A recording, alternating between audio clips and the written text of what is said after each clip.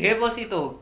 Kali ini kita tidak akan membahas ya perusahaan perbankan apa yang kasih deposito tinggi, cuman kita akan membahas ya saham-saham yang bagi dividen jumbo bahkan di atas dari deposito. Apa saja saham-sahamnya, dan ini mayoritas kalau bisa dikatakan dividen yieldnya itu di atas 5%. Seperti apa dan apa saja saham-sahamnya? Check this out.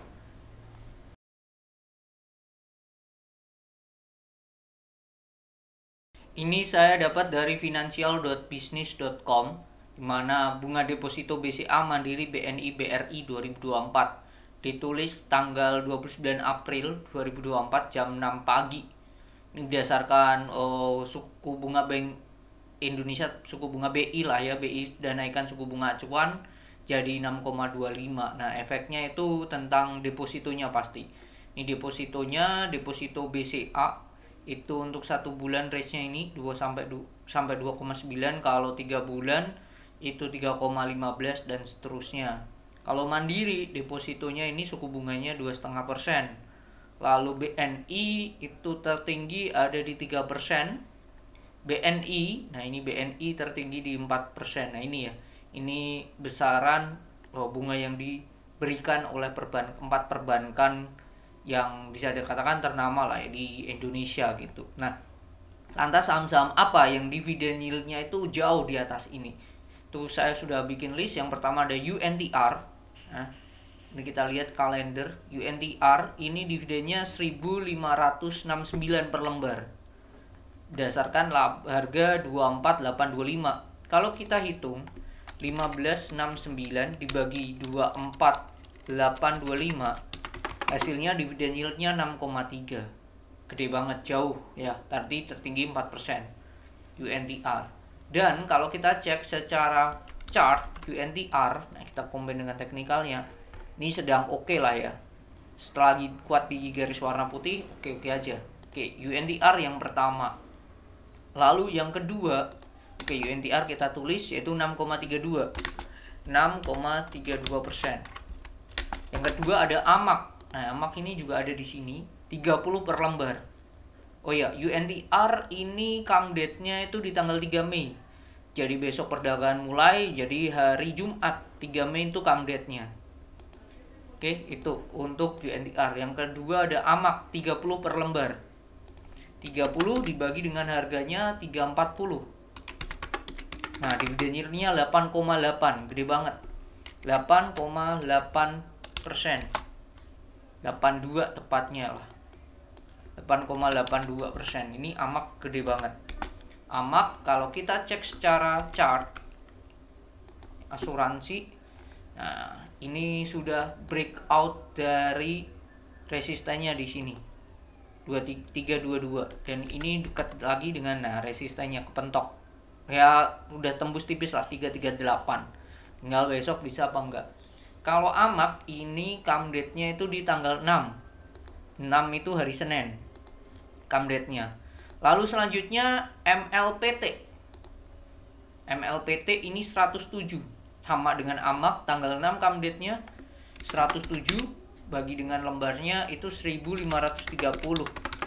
Nah, ini 6,99. 6,99%. Oke, ini saya ganti koma. Nah, oke, ini MLPT kalau kita cek secara chart itu, nah jangan sampai keliru. Nah, ini berada di support dan ini cenderung gak liquid sahamnya. Oke, itu yang selanjutnya yang keempat ada TPMA. TPMA itu 45 per lembar. Come date-nya di hari Selasa. Oke, kita cek dulu. 45 dibagi dengan 685. Nah, ini hasilnya ini TPMA 6,57%. Tuh ya, tuh gede juga TPMA. Kalau kita cek secara chart, ini salah satu sektor maritim ya, di bawah support dah. Supportnya di 700 dan ini bisa dikatakan udah jadi resist 700 lah. Itu untuk TPMA, tapi masih oke lah secara yield, oke banget ini TPMA. Oke, tuh. Lalu selanjutnya setelah TPMA ada MCOL. MCOL ini sama dengan TPMA 7 Mei come date-nya. Dividennya 4,30, harganya per 6.000. Jadi dividen yield-nya 7%. 7,17%. Nah, ini ya dividen yield. Gede juga MCOL.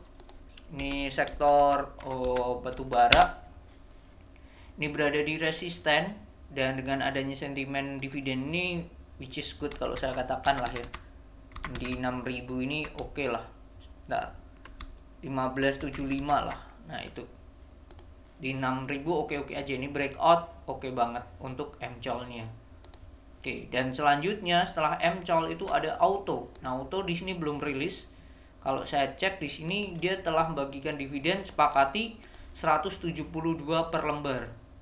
Cuman karena dia telah membagikan dividen interim senilai 40 per lembar, ya tinggal kita kurangi 172 dikurangi 40, jadi dibagikan 132.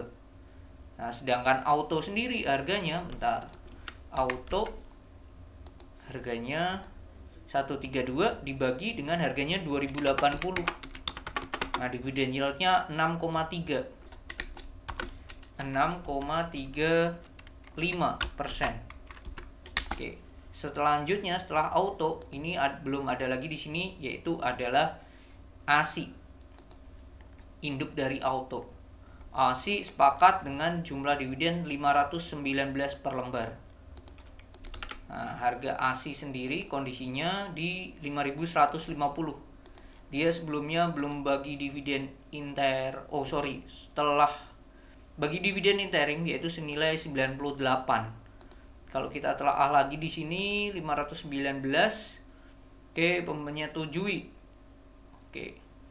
Secara visual menjelaskan sebelumnya Astra telah membagikan dividen interim sebesar 98.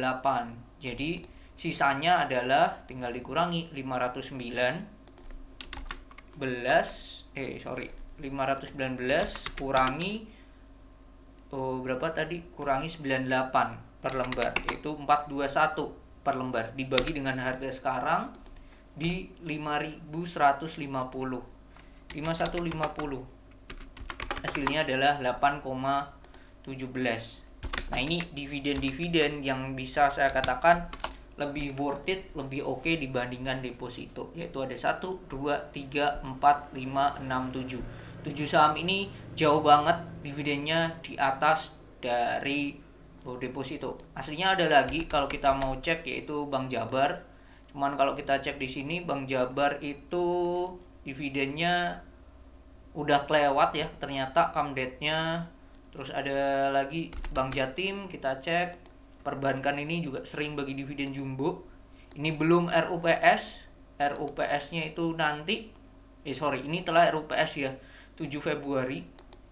Jadi sudah. Jadi forgetted. Bank Niaga sama NISP kita cek lagi. Oke, perbankan. Nah, ini sudah come date. Lalu selanjutnya yang terakhir adalah NISP. OCBC NISP ini juga kadang membagikan dividen yang gede, dan ini telah bagi dividen kalau untuk perbankan. Jadi kalau mau koleksi atau mencari imbal hasil yang lebih gede dibandingkan deposito, 7 saham ini: 1 ada UNTR, AMAK, MLPT, 3, 4 TPMA, ke-5 MCOL, ke-6 auto, ke-7 ASI. Dari 7 ini yang paling gede itu adalah AMAK 8,8 ya, nomor 1. Nomor 2 nya itu adalah ASI ya, nomor 2. Lalu nomor 3 nya itu di 7% ada MCOL ya. Baru yang nomor 4 itu ada MLPT di 6,99. Lalu selanjutnya nomor 5 itu ada TPMA. Nomor 6 itu ada auto. Dan yang terakhir itu ada UNTR. Ini adalah 7 saham yang akan bagi dividen jumbo di periode awal Mei lah. Jadi itu semoga bermanfaat. Dibandingkan milih deposito, ya prefer ambil dividen yield dari 7 saham ini. Semoga bermanfaat, dan yang terpenting semoga Bapak Ibu dan teman-teman sehat selalu. Bye bye.